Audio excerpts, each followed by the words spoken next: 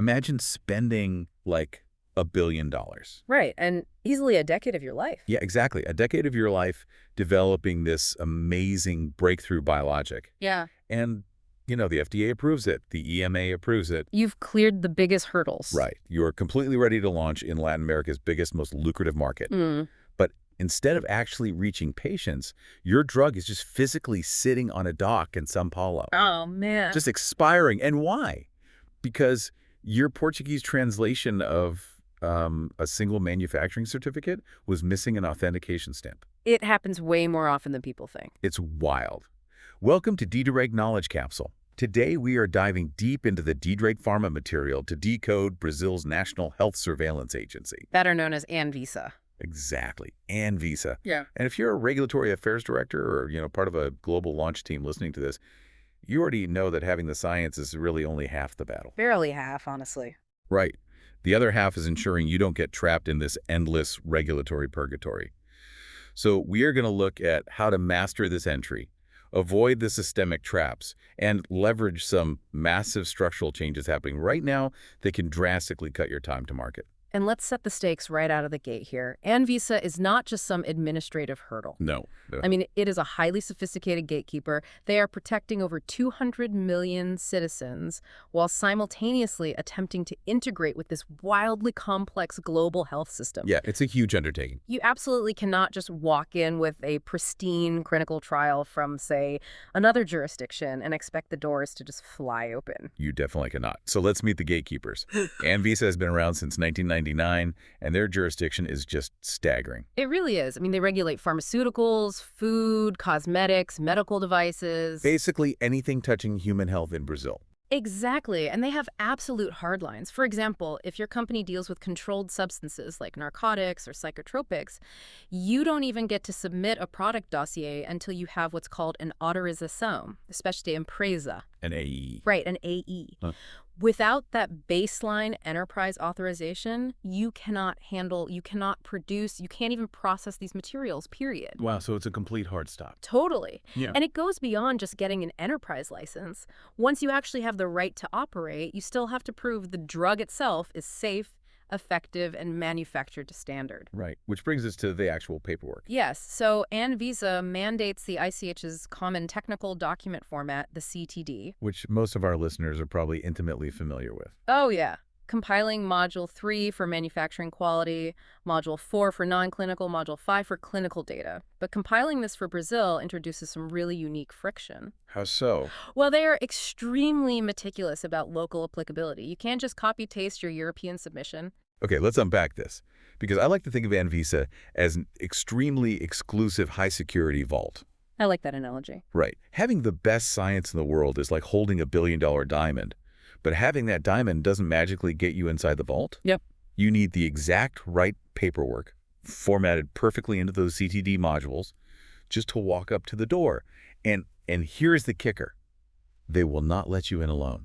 This is a huge point. Yeah, the regulations literally dictate that an international applicant has to designate a legally registered local partner in Brazil. You essentially need a local guide who speaks the vault's language, handles the mandatory Portuguese labeling, and walks you inside. I would actually push back slightly on the guide analogy, though. Oh, really? Why? Because, guide implies they just show you the way and then leave. The local partner in Brazil isn't just a consultant. They are the legally accountable entity. This raises an important question. Why can't a massive multinational just manage its Brazilian approvals from, I don't know, a corporate headquarters in Switzerland or New Jersey? Right. Why do they need someone on the ground? It completely comes down to jurisdictional accountability. ANVISA requires a local entity to hold the bag for importation, distribution, marketing authorization, and incredibly importantly, post-market surveillance. Meaning if a safety signal triggers or, something goes wrong on Brazilian soil, ANVISA needs someone they can legally subpoena within their own borders. Precisely. I mean, they aren't going to chase a shell company across international waters. That makes total sense. The local partner bridges that gap between global science and local compliance. And that accountability doesn't just expire once the drug hits the market. No, definitely not. Product registrations in Brazil are valid for 10 years. Which sounds like a comfortably long time. It does. Until you realize there is this massive trapdoor at the end of it. You have a highly specific 6 to 12-month window before that 10-year expiration date to initiate your renewal prep. And if you miss that window, Your registration can lapse entirely. yeah, imagine the sheer panic of having a top-performing biologic just pulled from pharmacy shelves in your largest Latin American market. Just because someone mismanaged a renewal calendar, it's crazy. It requires relentless operational vigilance. So, okay, let's say you've secured your local partner, your CTD modules are pristine, and your dossier is submitted. Now you just brace for the wait. The long wait. The baseline standard authorization timeline in Brazil is roughly 365 days. Under ideal circumstances, yeah. And ANVISA has the legal right to extend that period by up to 1/3 if there are official decision-making delays. Right. So you could easily be staring down a 16-month wait just Yeah. for standard approval. I mean, if you have a drug targeting a rare aggressive disease, 16 months costs lives, and it burns massive amounts of capital. Which is exactly why ANVISA has fundamentally shifted its approach. They realize that acting as an isolated bottleneck doesn't serve Brazilian public health at all. So what do? Well, they established priority review pathways. If your drug meets specific public health criteria, that grueling 365-day timeline gets slashed down to 120 days. Wait, let me stop you there. A 120-day timeline sounds fantastic in a press release. But realistically, does ANVISA actually hit that deadline? Or is that just like an aspirational target that instantly gets derailed the second a reviewer asks for a supplemental document? That is a very fair point of skepticism. I mean, administrative clock stops happen all the time, but the mechanism behind the priority pathway is what really matters here. Okay, how does it work? Specifically, if a manufacturer submits a dossier to ANVISA within 60 days of submitting it to another major authority, like the FDA or the EMA, ANVISA is legally mandated to hold a formal meeting with that manufacturer. Oh. Yeah, it forces a conversation early in the cycle, so even if the clock stops later, you aren't waiting a whole year just to get your first piece of feedback. That changes the dynamic completely. It makes it a dialogue rather than tossing your file into a black box. Exactly. And it goes even deeper with the new Reliance and Expedited Pathways. Right. ANVISA is now accepting conditional approvals and even quality changes based directly on approvals from strict recognized authorities. So the FDA, EMA, Health Canada, or Japan's PMDA. It is a massive paradigm shift. And we are seeing simplified pathways specifically tailored for biosimilars and biologics too. Yeah, historically, those required immense redundant clinical trials. But now, if a company can provide highly robust comparability data proving their biosimilar matches the reference product chemically and biologically, ANVISA actually allows them to bypass certain non-clinical and clinical studies entirely. Which is huge for cost and speed. It is. But here's where it gets really interesting, where I imagine a lot of regulatory professionals are going to raise an eyebrow. Okay, let's hear it. If ANVISA has a Reliance pathway that just piggybacks off the FDA or Health Canada, aren't they just rubber stamping global drugs? I mean, if the FDA has already spent thousands of hours reviewing the clinical data and says it's good, why does ANVISA even need a 120-day review? Why not just make it an automatic import license? That's a great question. But what's fascinating here is that biology and operational logistics are two vastly different things. Okay. ANVISA is absolutely not giving up its sovereignty. They are strategically utilizing global clinical data because, human biology doesn't change between Toronto and Rio de Janeiro. Right, the drug works the same in the body. Exactly. But the local supply chain, the stability of the drug in a tropical climate zone, the Portuguese labeling instructions, the local import conditions, those are entirely unique to Brazil. Ah, I see. So ANVISA uses that expedited review period to ensure that while the science is globally validated, the local execution and safety standards are flawless. They trust the global science, but they relentlessly verify the local application. They trust the global science, but verify the local execution. I love that. But if you want to take advantage of these priority pathways, you really have to play by ANVISA's newly modernized rules. You definitely do. The entire regulatory landscape in Brazil is shifting right now, like in 2025. If you are a cutting-edge biotech firm, you cannot fast-track your submission if your internal filing processes are still stuck in the past. We are truly watching a total digital transformation. Let's look at Resolution 954, for instance, which just went into effect on January 25th, 2025. That's a big one. It is. This resolution legally limits regulatory submissions to companies operating within the same economic group. And if you're a regulatory director listening to this, Resolution 954 is the one that should probably keep you up at night Absolutely. because it means you can no longer rely on, a chaotic web of disconnected third-party distributors in Sao Paulo to handle your filings. Exactly. Previously, you might have multiple overlapping, sometimes completely contradictory registrations submitted by different distributors for the exact same core product. Which is a nightmare to track. ANVISA got totally tired of untangling that mess. By forcing submissions to stay within the same economic group, the liability rolls directly up to your corporate structure. Which ensures absolute consistency in quality control and pricing compliance across the board. Right, it forces corporate headquarters to actually own their Brazilian operations. And that ties directly into the ultimate deadline, March 13th, 2025. Yes. On this day, ANVISA goes completely paperless. They will only accept digital dossiers via their Datavisa system utilizing the eCTD format. So what does this all mean? It's a stark contrast when you think about it. Right. Until this year, you had incredibly advanced biopharmaceutical companies. Companies developing targeted gene therapies, whose regulatory teams were still stressing about printing thousands of pages of physical paper forms. Binding them correctly, shipping physical boxes to Brasilia. The anxiety of hoping a massive box of paper doesn't get lost in customs just before a filing deadline.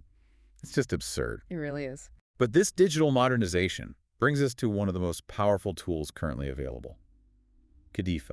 Yes, CADIFA is a game changer. It's an API GMP certification, a good manufacturing practice certification specifically for your active pharmaceutical ingredients, and it's available to foreign manufacturers. Right. And when ANVISA audits your API manufacturing process and grants CADIFA, that certification is valid for 15 to 18 months. And up to 24 months for fixed-dose combinations. Exactly. I like to think of CADIFA like TSA pre-check for your drugs ingredients. Oh, that's a good way to put it. Right. Instead of taking off your shoes, unpacking your laptop, and undergoing this invasive background check every single time you fly, or in this case, every single time you submit a new drug application, you go through an intense audit just once. Just one time. Then, for the next 18 months, you basically get to use the fast lane for any final drug product that uses those pre-cleared ingredients. You just transfer the certification across multiple filings. It's like a fast pass at an amusement park. That is the perfect way to look at it. And when you synthesize the importance of these three things, so the Datavisa eCTD digital shift, the corporate consolidation of Resolution 95E4, and the CADIFA pre-check mechanism, what ANVISA is actually doing is forcing companies to be completely dossier ready on day one. Yeah. Because the system is entirely digital and interconnected now. If your file isn't perfect, the Datavisa portal essentially just rejects it outright. No more grace periods. Right. It drastically reduces the months of administrative back and forth where regulators had to manually ask for missing paperwork. Which sounds beautifully efficient in theory. In theory, yes. But let's be real. Perfection in global regulatory filings is incredibly hard to achieve. And the sources make it painfully clear that despite all this digital modernization and these streamlined pathways, market entry in Brazil is still fraught with massive potholes. Oh, absolutely. There are systemic traps just waiting for you on the ground. Without a doubt. Take the Certificate of Pharmaceutical Product, the CPP. The Reliance pathways are great, but ANVISA still mandates a CPP to prove your drug is legally approved in its country of origin. And when ANVISA asks for your CPP, they aren't just asking for a PDF photocopy that you can email over. No. You have to get this physical document formally authenticated by the country of origin. Which is so tedious. You are suddenly at the mercy of a foreign consulate's bureaucratic backlog, just waiting for an apostille stamp. And that can cause significant submission delays before ANVISA even opens your digital dossier. And the administrative friction doesn't stop there at all. The translation burden is immense. Oh, the translation. You are not just translating conversational Portuguese. You are paying to translate thousands of pages of highly technical medical and chemical data into perfect regulatory Portuguese. And any discrepancy can trigger a rejection. Yep. Then you have GMP inspection fees, complex import taxes, and just the sheer logistical planning required just to get the physical product across the border for testing. And even after you cross the finish line, let's say you secure approval, the sources highlight major challenges on the commercial side too, particularly regarding pharmacovigilance and market access. Yes. The real pothole isn't just setting up a PV system. It's that Brazil's localized reporting infrastructure is highly fragmented across massive geographic states. Which causes huge issues. It severely delays your signal detection if an adverse event occurs. Furthermore, Companies frequently face post-approval payment and access delays. Right, because just because ANVISA clears your drug doesn't mean the local healthcare system automatically integrates it into their formularies. Exactly. Companies literally have to pursue judicial recourse, like actually going to the courts, just to ensure their approved drugs actually reach the patients and that the companies get paid. It sounds so stressful. Navigating this is honestly like running a relay race, but the baton you're holding is covered in grease and keeps changing shape. That's a great image. It is not just about running fast with great clinical data.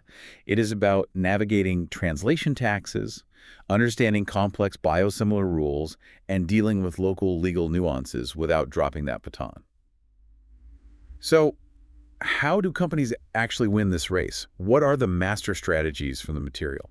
If we connect this to the bigger picture, it really requires parallel processing. Okay, what's step one? First, strategic product categorization is paramount. You have to select the exact right código de asunto, the specific subject code, when you file.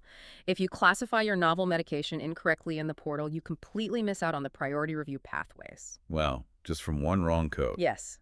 Second, you must secure CADIFA early. Do not wait until you are filing your finished product to suddenly realize your API needs a localized GMP certification. Right, get your TSA pre-check before you even book the flight. Exactly. Third, because Resolution 9, 5, and 4 limits submissions to your economic group, you must conduct relentless internal audits. To make sure everything matches. Your entire corporate structure has to be aligned to respond to ANVISA's information requests instantly. And finally, you have to engage deeply embedded local expertise. You simply cannot navigate this from thousands of miles away. You need boots on the ground. You need Brazilian regulatory partners who intimately understand the unwritten procedural nuances of the Datavisa system. Success in Brazil demands that your operational readiness and your scientific strategy move forward simultaneously from day one. You just cannot separate the science from the strategy. No, you can't.